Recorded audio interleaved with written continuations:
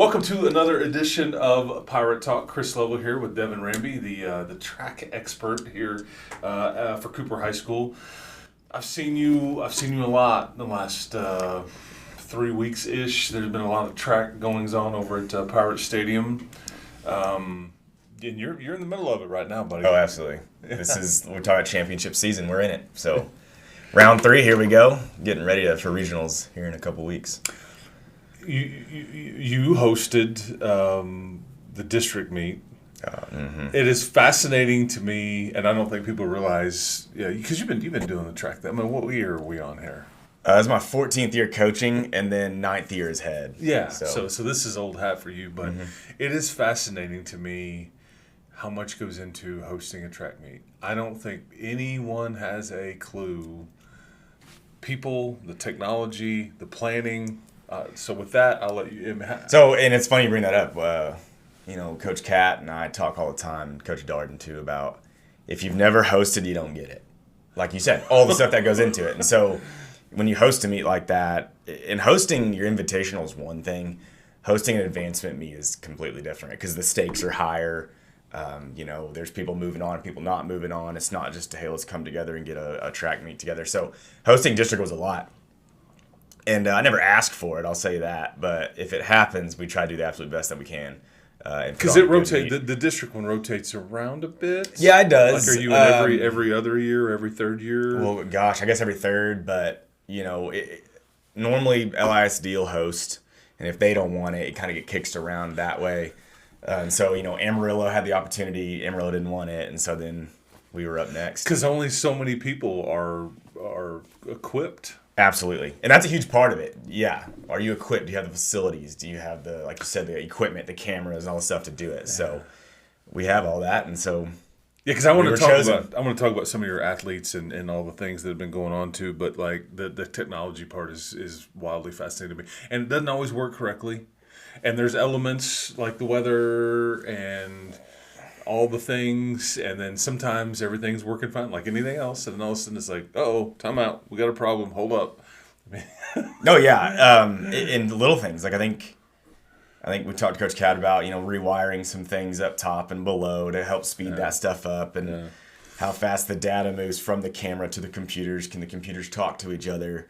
Do the computers talk to the screen, to the camera, and to the gun sensor? And so you're right. And every time you add a step, that's somewhere something can go wrong and fail. So you're right. It's a lot of moving parts. So when you're trying to troubleshoot, you're like, the more steps you have, it's like, okay, well, it could be this, yes, yeah. Yeah, and then you have to go step by step and check everything if it's not working. How many steps walking, how many steps do you make during one of these meets? If I'm hosting? Okay. If I'm hosting, I'll touch 42,000 steps. Because our disc ring is, a quarter mile out. So if I'm walking to disc and back, but also just I try to get all the events and, like you said, moving cameras across and checking wires and starts and pits and 42 grand of steps. Yeah, it's about 19.8 miles, I think, is what my watch told me at our. And it's mostly walking or fast walking. It's never like you're not. Sometimes even jogging. Okay. If like the other day, a tape broke at disc, okay. And Coach Davis had the golf cart, so I had to run out there. Broke a disc. Our tape measure that measures the disc throw broke. Oh, okay. So I had to run the backup tape out there, literally run. I thought you meant like somebody's back. I was no. Like, well, that sounds bad. Yeah, that's scary. You don't want to get hit with a disc. You running out there is not going to fix any of that, I don't guess. No. Okay. Holy cow! So you just go home, and a lot of these are multi-day, right? And so yeah, like for districts, yeah. I want to say day 1 was 38,000, and day 2 was about 42,000. And so like when the weekend rolls around, I'm hurting. I'm hurting. Even me yes. Can't prepare for that. I figure you're just like bulletproof from all that. Like no, okay, no, it'll take me a couple days to recover. By Monday, I'll be all right. Okay, but like some leave or some just laying around, being a bum. watching golf, whatever. Okay. So, just like, okay. But yeah, it's fascinating to me. You do a phenomenal, I just don't think people grasp like the magnitude, the planning, the execution, and you are, I mean, seriously. And I know. Yeah. Oh yeah, Coach Cat. And I know Coach Cat. Winchy, Coach Darden. Yeah. There's a lot of moving parts. Yeah. But it's, and I'm going to ask you about some of what went on. Because there was a bit of a record set or kind of a very fascinating time set at the district meet by one of your runners.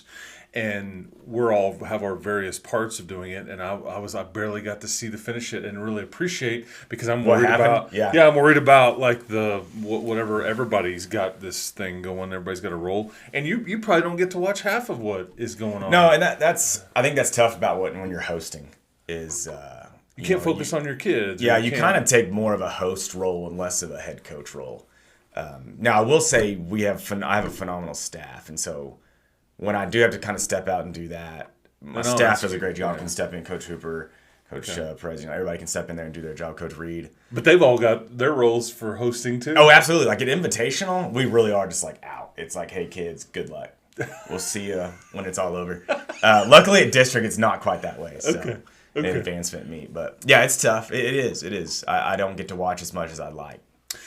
So, okay, going back to, because you just have come off of the area meet, but going back to the district meet, and we're headed to regionals next, but Josiah, like, I'll let you kind of talk about the magnitude of who this person is, what they did, the event they did, and all that, because it was a nationally relevant. Okay. So yeah, I think so. At the district meet, and I guess I'll go all the way back. I mean, he came to us as a sophomore. And this is Josiah Davis. Yeah. Okay, and he is classified as senior. Okay, so this is so he came 2 years ago to us as a sophomore from I think he was from Kansas. Okay. And came to track and.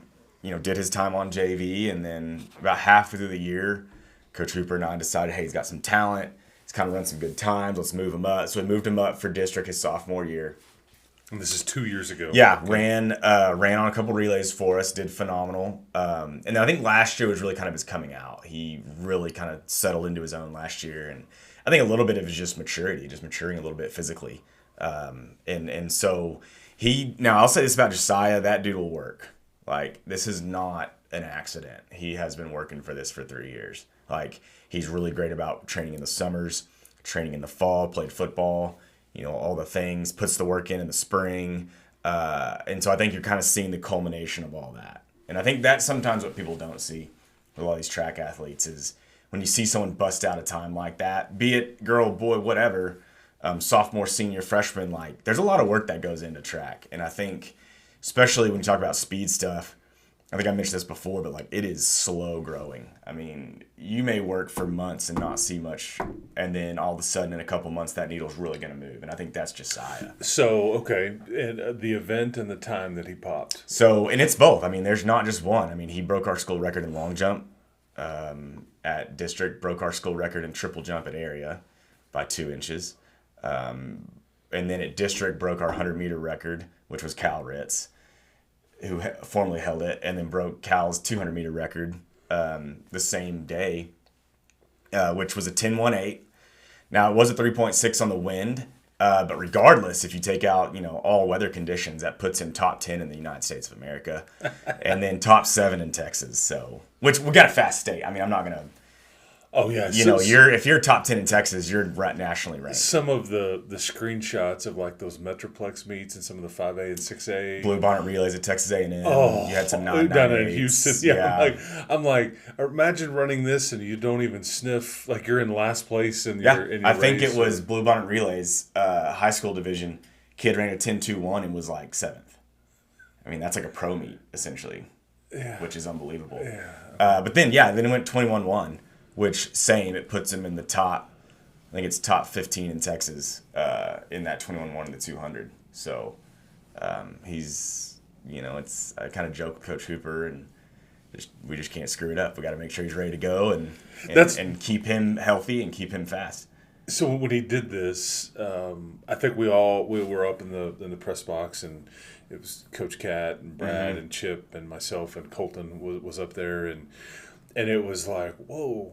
And then before you know it, the next race is lining up for the next event, and you don't really like process it, or like you can't really appreciate it. It's not like other sports where, it's like, hey, we're gonna kick the extra point, and like we're gonna go to commercial, and it's like everybody gets to bask in it, and no, just kind of on to the next, and you're like, and then I think like it was like 20 minutes later, it's like, dude, that kid ran like a 10-1. Yeah. And I'm like, yeah, and I was writing down the trying to make sure that I was helping Max on out. The next race, and like I didn't even really get to like see it, but that's elite, man. That's elite. It is. No, that's what I'm saying. I mean, you're talking nationally ranked 100-meter time. Did you have any idea that was possible, or when you? Well, I mean, he'd gone 10-4 earlier in the season, and he'd gone 10-3 earlier in the season, and so I think when him and I were talking, our plan was like a high 10-2 or a low 10-3. I mean, we knew that was possible, just based on his data sets and like the sprints and stuff he'd been running in practice. We kind of knew that his body was capable of that. I love the way your brain works because you're a routine oriented one, 100%. and you are so, I don't know, planned and meticulous with like track coaches are a different breed. It's like because I talk to Wes Kitley all the time too, and he starts popping off these times and. Like, he's got this memory, and it's like y'all are wired differently than. But yeah, and that's the deal. I think one thing I never want to do to my kids and my athletes is like lie to them about what they're capable of. Okay. I think some will, and you're just setting up for a lot of failure at that point. If you're telling a kid, hey, you can go run a, blah blah blah, and it's like, well, no, they can't. Let's be realistic with it, because I think and again, track and field is hard. You got to set goals that are reachable. Otherwise, you're set up for just fail after fail after fail. And then that leads into its own dark path that you don't want. Yeah. And so for us, we look at that data and we can say, hey, Josiah, you're capable of a 10-2. Yeah. Like your fly time say you it is possible. Yeah. And so then the kid can go in there and say, yes, I can do that. And then sometimes they overachieve and they can go even faster than that, which we've had a lot of that this year. And I'm not saying it's me. It's just the kids have really, really done well and excelled. Some of the other athletes, Blake Moore. Oh, yeah. Abby Watts, Jordan Bush, Kaylee Smosna. I mean, there's a long list of them. Yeah, that like really, I think are advancing. Yeah, and did well in the district meet, but you could just tell. And they're some of these are in different, like not just one event. They're multiple things. Yes. How do you like? As we're talking about Josiah Davis. He's doing the 100 and the 200, and he's moving on in both. In both. How hard is like to do? Because it's fascinating whenever they lay out when a track meet is going to happen.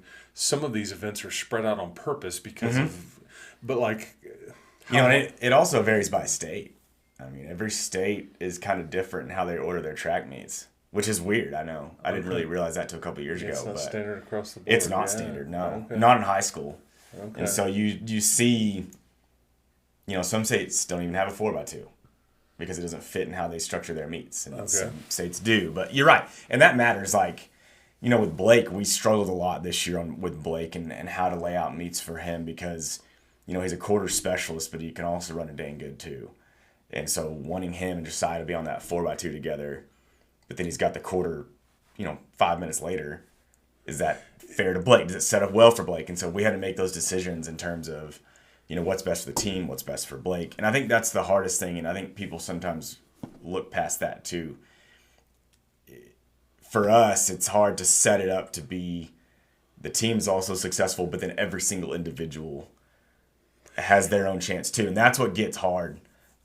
It's always fascinating to me because sometimes, depending on how it lays out of the kind of team you have, you may have a decision to make. Man, do I want this team to win a district championship, or do I want a bunch of these kids to go to win state individually? And those are completely different things, and it's not on the same page. No. Sometimes. Yeah, so I mean, like I said, that was the deal with Blake. We had to make that decision to pull him out of the 4x2 so that he could go run his quarter. Yeah.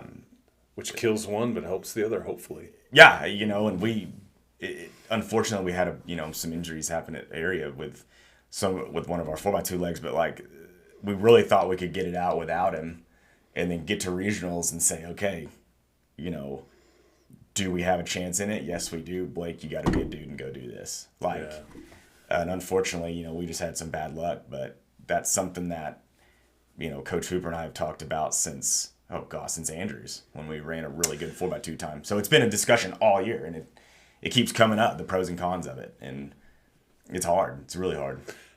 And people talk about toughness. Mm-hmm.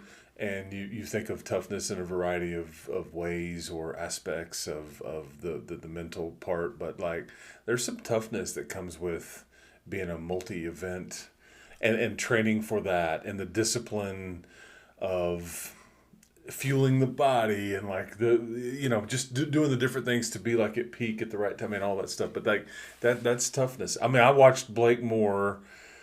I guess it was in the was he running the 400? Mm-hmm. Okay, I was trying to remember what event it was, because it all runs together, because I just see people running around the track.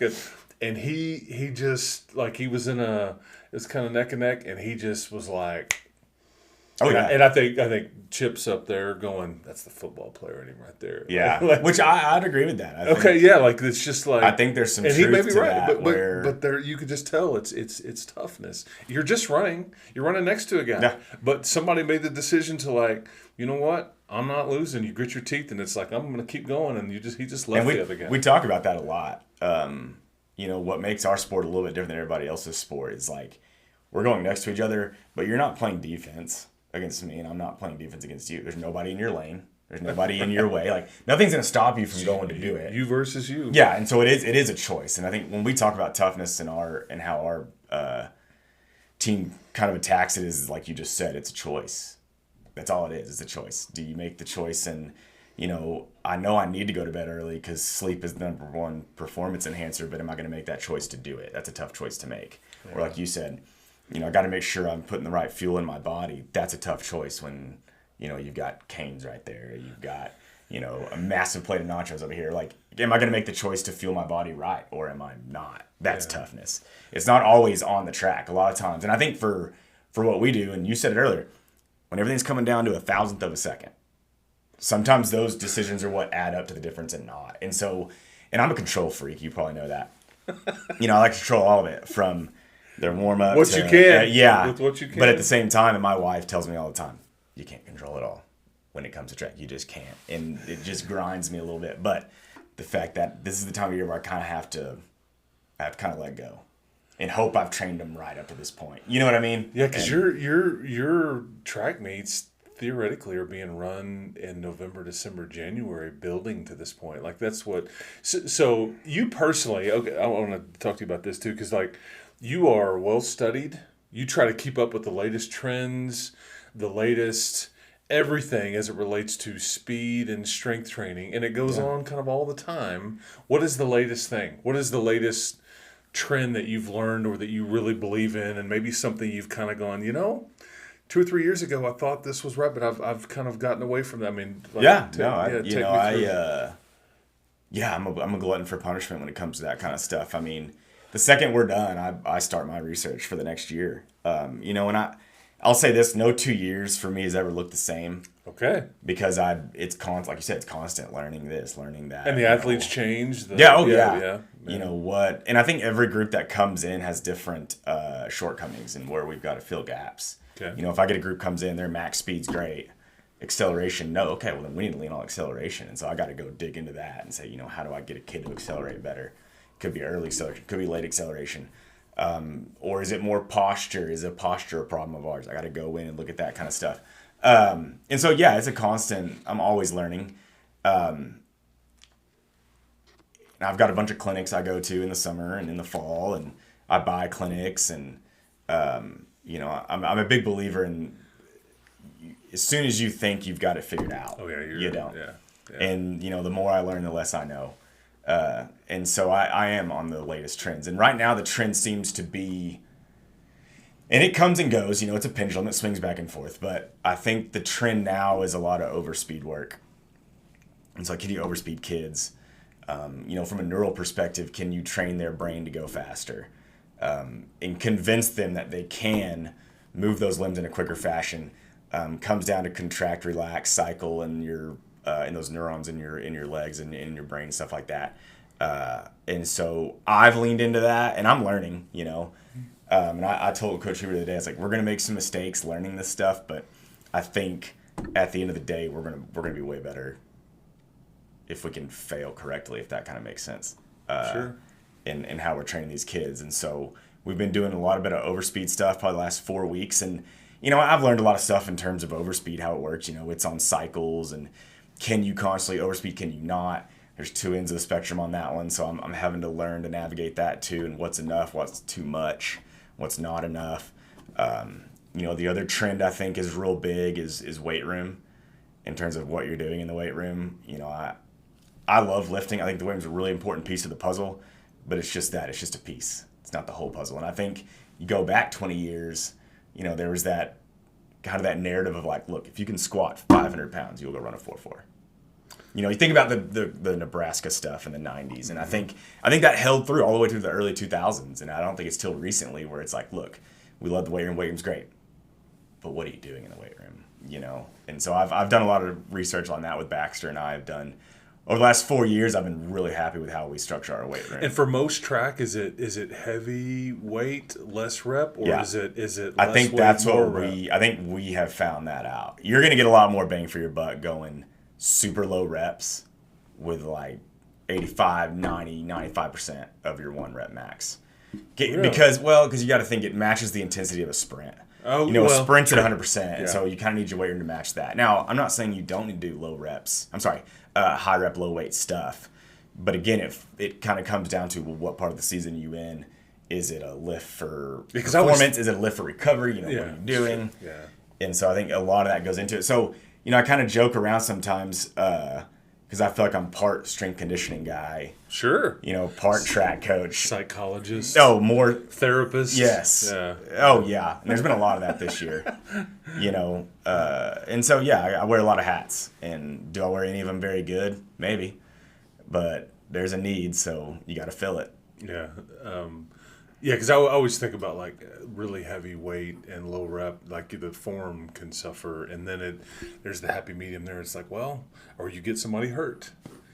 That's the other thing too. Yeah, like if you're, and then it's like, we tempted fate too much. Because you personally train like a sprinter, like individually, like yeah, this is how you live your life. In track season, I don't really have time, but in the fall and in the summer, yeah, I'd and part of me, I want to know kind of what they're feeling. Through? Yeah, and the other thing to me too is like, I'm going to do something before I'm going to have my kids do it. So if I find something in a clinic and I'm like, okay, I kind of like that, I'm going to go do it myself. So that way, if I screw it up, it's on me, and it's screwing me up. It's not screwing them up. Will there ever come a time where you're like, you just can't? You're still a really young guy. I do. I think it's one of those things like use it or lose it. So I think as long as I keep training like an athlete, I might be able to just catch just that. Colton and I, Colton, producer of this lovely program, we don't train like a sprinter. Just for the record. Have I mentioned to everybody that we needed to? Because I wrote down Kenley Stevens, Carter Harris, Shane Thompson. Unfortunately, I think Ian Smith was the one we had an injury, but yeah, Abby Watts, Jordan Bush, Blake Moore, and we mentioned Josiah. I don't want to exclude anybody. These are all folks that are still, and that's what's fascinating about like the track team. You have this team, but it's individual within the team, and then not the whole team keeps going. You have to earn every round. It just shrinks a little bit. It's like a pyramid theory. That's right, 100%. Yeah, that's right. And where you said area will be in Lubbock and then states in Austin again? Yeah, so like we'll back-to-back at Lowry. So areas at Lowry, regionals at Lowry. Okay. And then state will be at Mike A. Myers in Austin. Okay. And that'll be, I think, the 15th or 14th of May. It's that weekend right there. Yeah, so you don't have, I mean, you got... Yeah, we're getting down to the nitty-gritty now. Yeah, that's right. And I tell our kids, too, it's like, in Region 1, you got, I can't remember, I did the math one time. It was like 3,800 athletes. And, if you can make it to regionals, you're down to the last, 16 in your event. And so to make it to regionals is a really big deal. And you're already in the elite. And then when it gets to state, and then you go to state, you're 9. You're 9. of the entire state. Which in a lot of states don't do it that way. You know, a lot of states, they have a qualifying standard, kind of like college does, where it's like, okay, you know, you hit a 10-5, you've made it to state. Well, you get to state, there's 4 or 5 heats of everything. Oh. So they skip area, they skip regionals. It's just, I mean, you could run a qualifying standard in February and make it to state. Okay. Yeah, that's how college does it then. That's too. right. Yeah. Whereas ours is like super high stakes. We're taking a super tiny percentage to state. So to say you're a state's qualifier is a big deal. Even a regional qualifier is a big deal. And yeah, the state of Texas is always different for sure. That's why everybody comes to running that indoor facility over there at West Kitley. Yeah, because they can come pop a time and qualify. And it's one of the fastest tracks in the nation. Yeah, that's right. Yeah, absolutely. Yeah, okay. You've always been an Adidas guy. Oh yeah, I'm 3 stripes for sure. Sure. Why? Because you were on this train. Now the whole city is because. Yeah, I think that I'm going to tell you, and I talked to you. I think the yes, day you it happened. You did. I was like, you talked to me about your love for the 3 stripes way before this was ever even a thing. Oh yeah, yeah. I it goes back when I was in high school here in the early to mid thousands. I can't remember why, but we had an Adidas deal. And so like I remember in football, in track, like we had Adidas spikes, Adidas cleats, all this stuff. And that kind of got me started. And then my senior year, I became obsessed with Run DMC. And hey, they're 3 stripes, you know that. And they have a song, My Adidas. Yeah. Yes. And so at that point, I was like, yeah. Well, then one of my best friends, Austin Taylor, who used to coach here. AT, yes. He was a big Nike guy. And so we had this kind of deal of like, we just, in spite of each other, it was like, I'm really going to lean into Adidas simply because you don't like it. And he's really going to lean into Nike simply because I don't like it. And so that dug in. And then at that point, I was like, you know what? I'm Adidas. Okay, yeah. I gotta be. Of course, and now I will say they got the fastest spikes, so yeah, they're worked out. Yeah, their footwear, whatever is it's big time. I got to tell you, we can all now cross Run DMC off the bingo card of Pirate Talk here. That's correct. We now check the box there.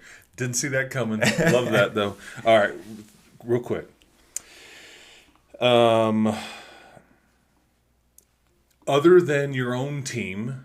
And other than anything on your campus, what's the one team or sport you follow the closest that you spend your emotional equity on?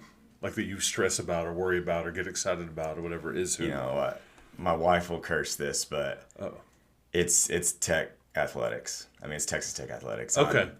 She gets really upset with me because, like, if they lose, I'll be in a bad mood. You know what I mean? If they win, I'm in a great mood.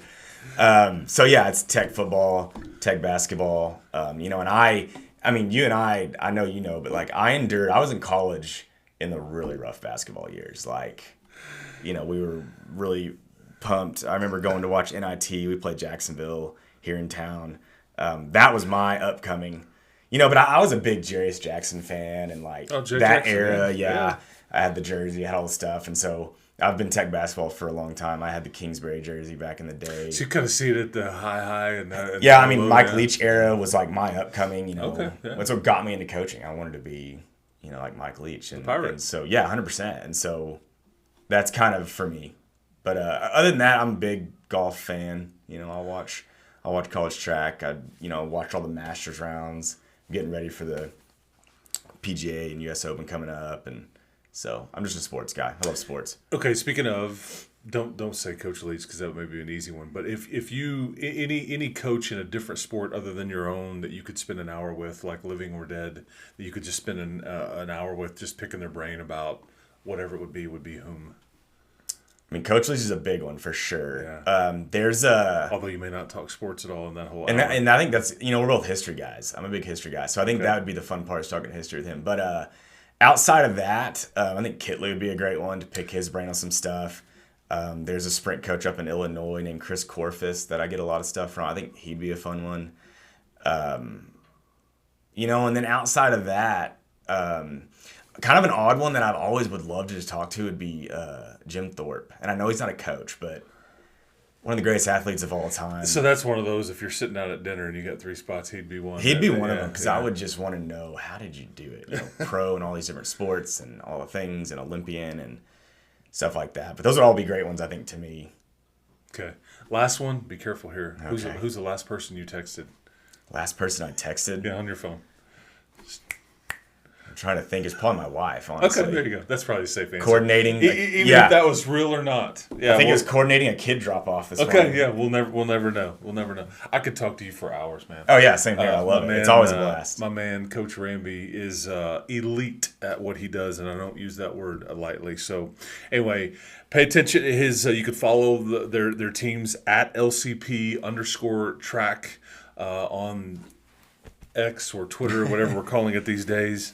But good luck in the region. Thank all you. that stuff. Stay healthy. Absolutely. Keep training like a sprinter. Always. Everybody needs to train like a sprinter. Colton and I will try to make better decisions, not just with our training, but just life in general. But hey, man, enjoyed it. Absolutely. Always appreciate fun. it. Always Yeah, fun. thank you. All right, that's been another edition of Pirate Talk for Colton Coons, for Chris Level. This is Devin Ramby edition of Pirate Talks. We'll talk to you next time.